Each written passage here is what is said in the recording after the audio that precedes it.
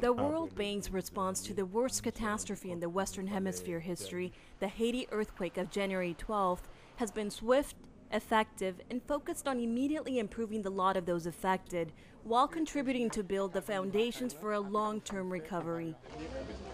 Immediately after the catastrophe, the bank mobilized $100 million in IDA grants that have brought relief to Haitians in key areas such as reestablishing core community services and rebuilding vital infrastructure.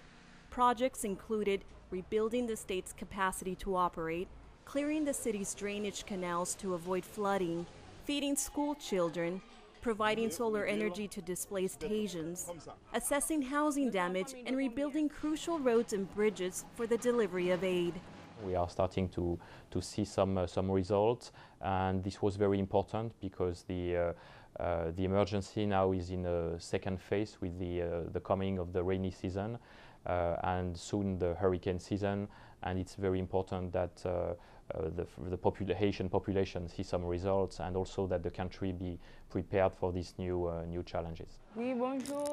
The World Bank IDA, the emergency response, has sought to put people first by addressing the needs of the most vulnerable, including small children, people living in camps after losing their homes, and homeowners occupying damaged property that may be unlivable.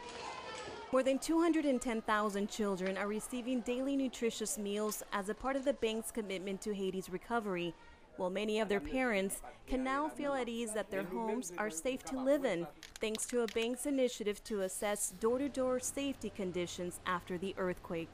As of today, beginning of June, we have more than 100,000 buildings that have been assessed. And this assessment basically classifies the building in three categories: the red, the yellow, and the green. When it's green, it means that the house is safe and the family can go back to their house.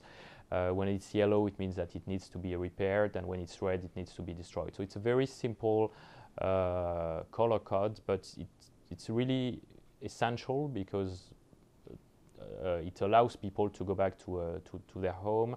It also allows to identify the neighborhoods that have been the most destroyed. We know that some neighborhoods in Haiti, in Port-au-Prince, have been destroyed at 70%, and so after it can help in the reconstruction planning.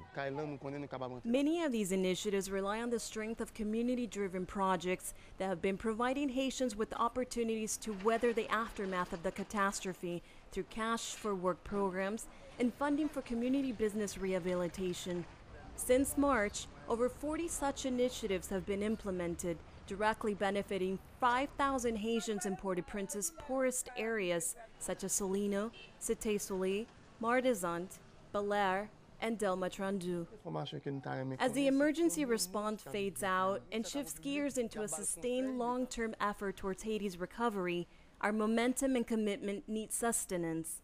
The challenges ahead are enormous, both in terms of reconstruction efforts and shaping up a new, more inclusive and hazard-resilient Haiti. We are getting into the early recovery and soon into the reconstruction, and we have to be aware that huge resources will be needed, and this is not a problem that can be solved over a 6 months period. Of course, resources have to be brought very quickly in this emergency phase, but we are talking here about a 10 to 20 year reconstruction program, and so a lot of coordination, a lot of effort, and a lot of resources will be needed to help the Haitian rebuild their nation.